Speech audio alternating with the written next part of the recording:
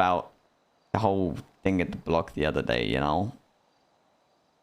I know you said like when T was there, that you felt like I wasn't a neutral party, and I kind of just wanted to clear that up, you know.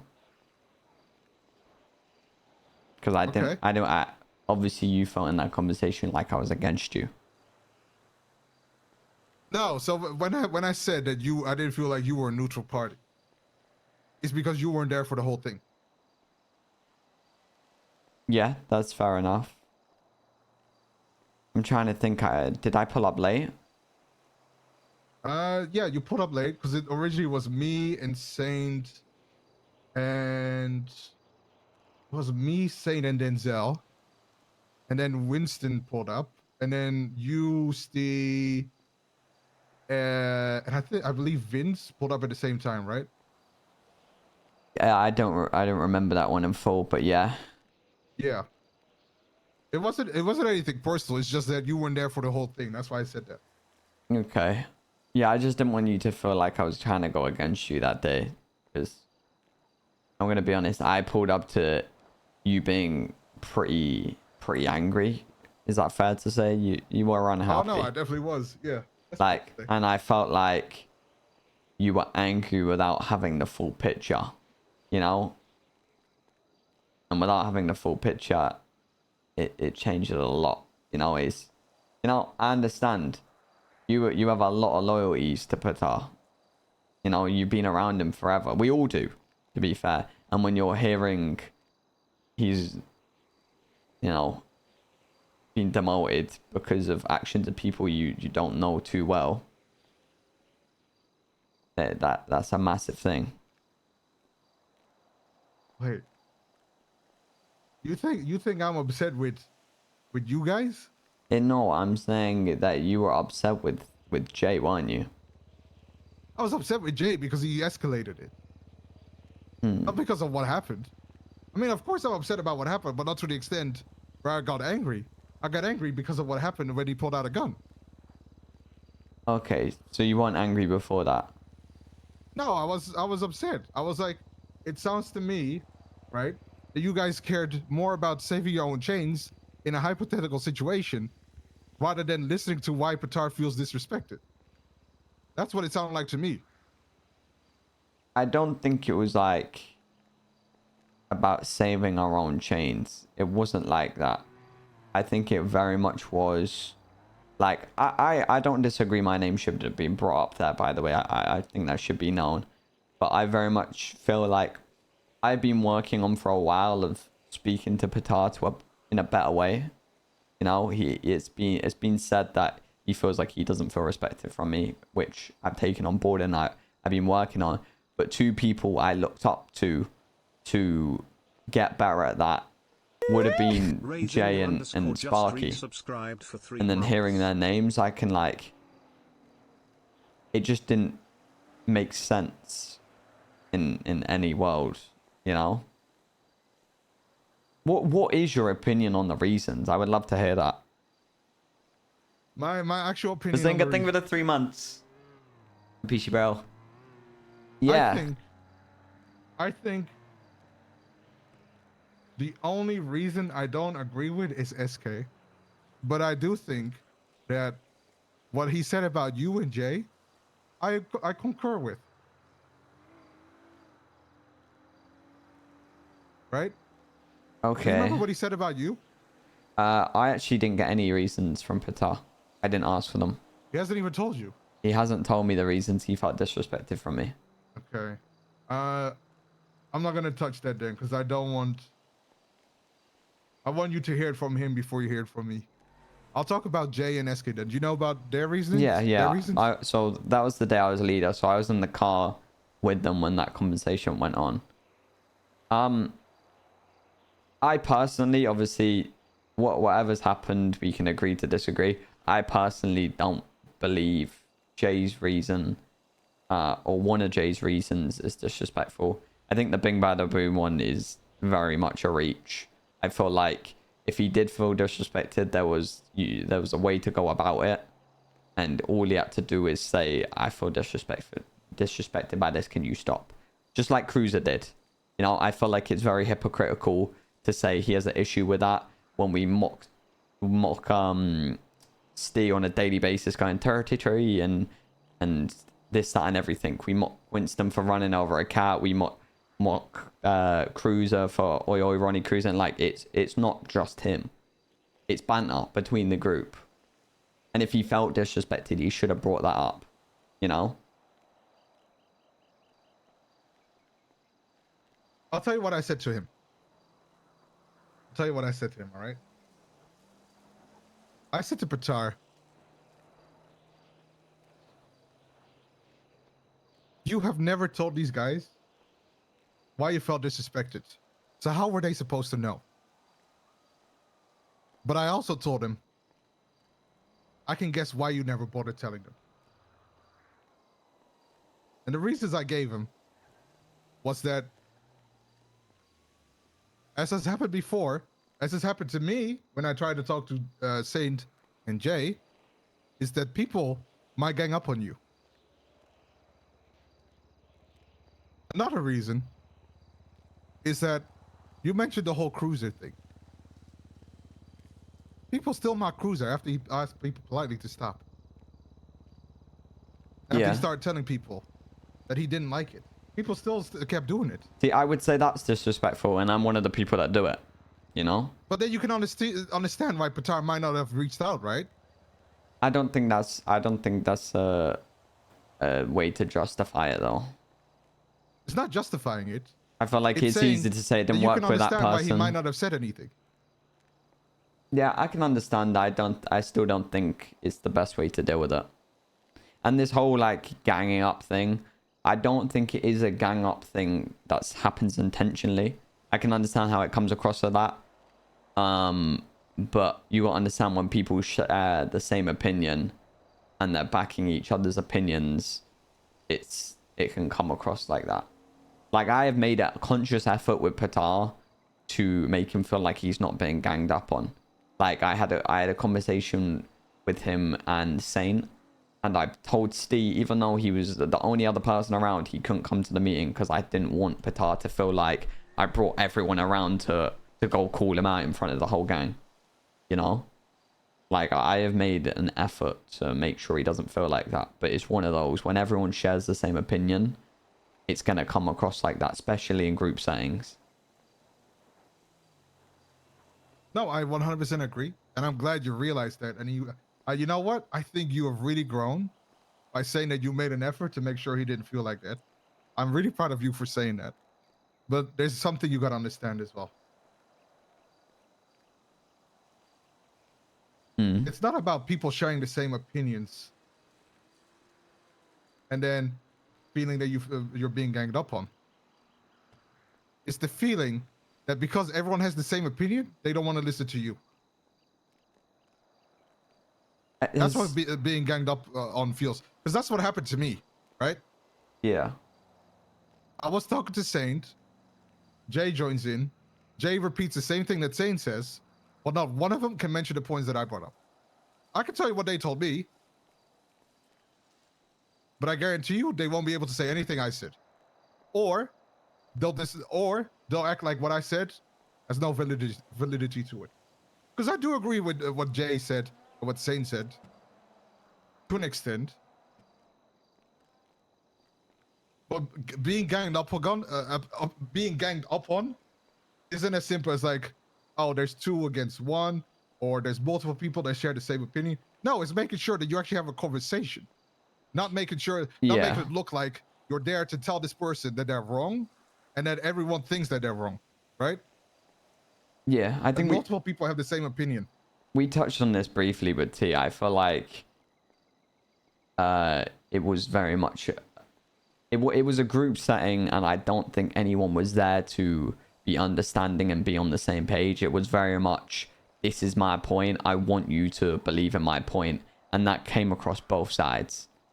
You know? That conversation wasn't constructive in slightest. It was very much, look at my point and take it on board. From whose side?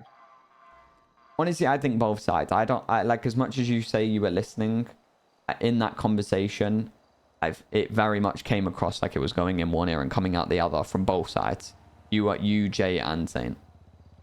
Oh, 100%. And that's why I because basically, it was escalated to that point. yeah, that's why I said let's split off and go different ways, because I could see that conversation was going nowhere. Yeah. But you know what's funny? When that conversation initially started, it was a very normal discussion. Me Yeah. and Denzel arrived to the black. Sane was there. We started talking, you know, we started greeting, we started talking very respectfully to each other. We greeted each other, we asked how everyone's day is going. And I'm not sure how the conversation started. I think it started with Sane asking me if I knew what happened with the whole Dean thing. And I said, oh yeah, Denzel just explained it to me. And I told her, fuck Dean. Right? And then we moved on to other things, you know, we started talking about other things. And then eventually we talked about the whole Patar not being 2IC anymore. And, you know, I didn't say anything about the whole Patar mentioning the three names, UJ and SK. I didn't mention that. I just said, man, that sucks that he's not 2IC anymore. Right? And then me and I Sane wasn't here started for talking this about bit, it. was I? No, you weren't. But that's what I mean. I wasn't.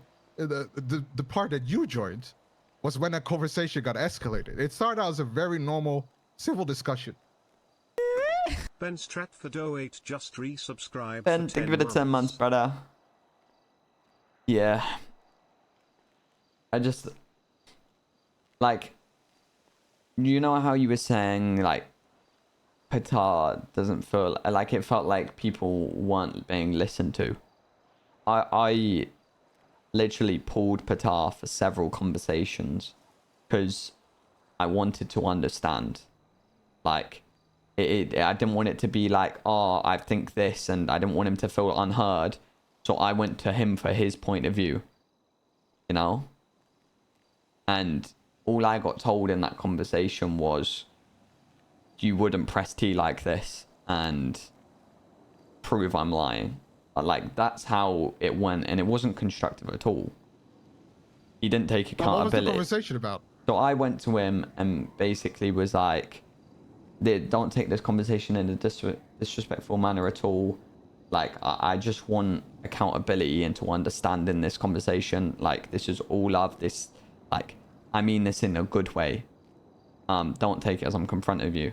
I explained to him a few points where I was saying his stories don't align, and I don't think he's been completely truthful about his intentions, what they were with Dean, which I've vocalized to a lot of people in the gang. I didn't care either way what his intentions were with Dean, if his plans were to bring him back in, if Tommy said it was okay, or if it was to completely get rid of him. I didn't care. But so the day I was a leader, I had conversations with Patar before the Mandem meeting, and what he was conveying his intentions were completely different to what he said once he found out how T reacted. And it felt like he was fabricating stories to fit the narrative he wanted to push. What story did he fabricate?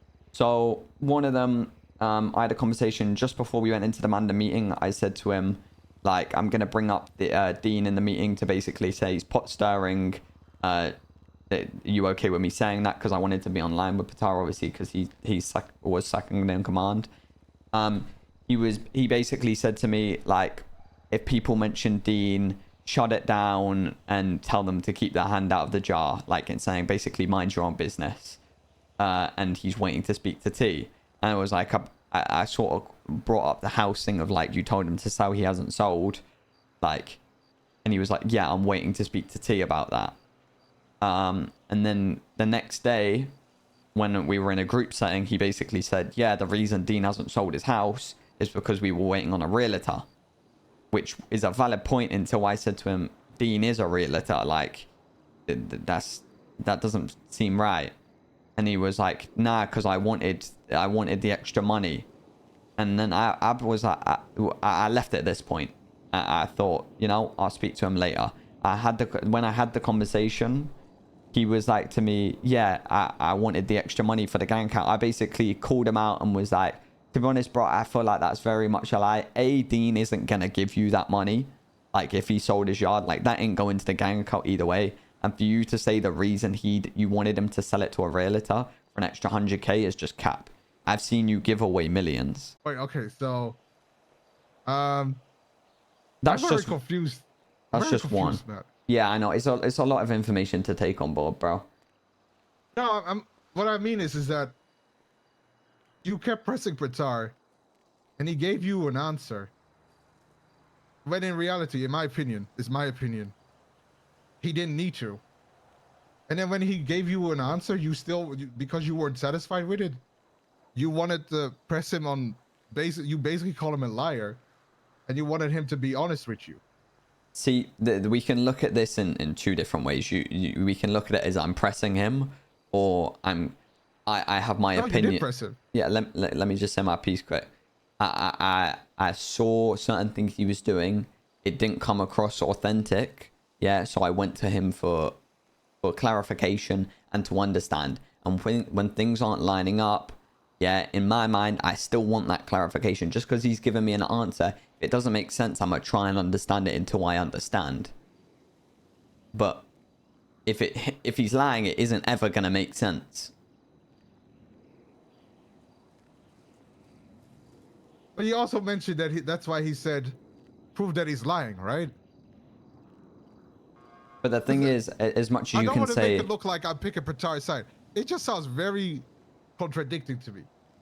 You are asking your 2IC to be honest with you, and he gave you an answer, and because you weren't satisfied with the answer, you presume he's lying.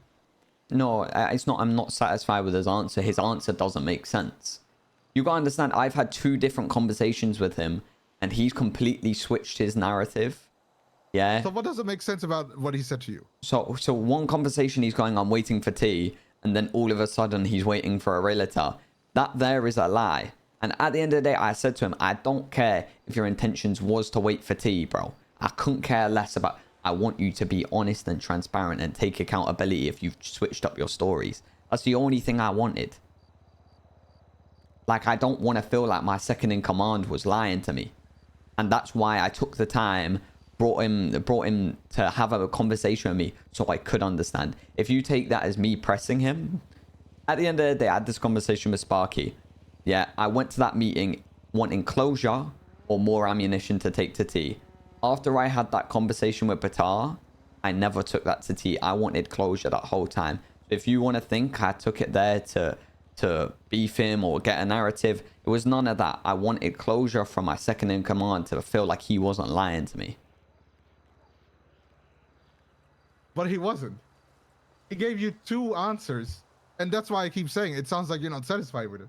He gave you one answer where he clearly said that this is basically none of your business, but in a nice way. No, he didn't say that to me. He told me to convey that to the gang. He gave me the answer. No, when he said it's a conversation for me and T, he basically said, he implied it's none of your business. And then the second answer, because you kept asking him, he basically told you his intentions, which is to wait for a realtor. And yeah, I understand that Dean is a realtor himself. But you also got to understand, Pratar probably doesn't want to deal with Dean. He wants a third party who he can then squeeze Dean for even more money because he doesn't like Dean. He wants to screw Dean over. I disagree. I feel like it's... No, you can disagree. Yeah, you know, it's one of those. fine. Like, I feel like this is a conversation where we probably won't be on the same page, but I just want you to know where I'm coming from and to feel like... I don't want you to feel like I was picking sides in that conversation. Like, I obviously have my standpoint of what I believe and where I would like the gang to be in, like, my opinion on things, but I don't know. I felt like you felt like I was an unneutral party, and I didn't want you to feel like that. No. Like I said, the reason I said you weren't... I even said it during the conversation we had with T, is because you weren't there for the whole thing. Yeah. That's the only reason I said that you were neutral. I probably could have worded it better on my end. Yeah. Could have been like, you know, I don't think Matt's the right choice because he wasn't here for the whole thing. But yeah, no, it wasn't anything personal. I even said I was proud of you because you would try to mediate it, right? Yeah. Yeah, no, it was never personal with you. It was never anything between you and me, Matt. I want to just clear that in the air, bro, because at the end of the day, T said we need to work like a team, and I don't want to feel like there was any animosity there where... Yeah, I hear that. So I cannot... Look at you all grown up, man. I'm so proud. I just don't want it to be divides in the gang, bro, because I feel like at this point, like, it is so easy for cliques to form, especially with the people having opinions on two sides. It's so easy for cliques to form, and I just don't want it to be like that. You know? Yep. No, I hear that. He said we're I a feel the team, same so way. we're a team. Right. Right. Okay, let's get out of here. Let's get out of here. Appreciate you having a conversation with me, Mosley. Anytime, Matt. Anytime.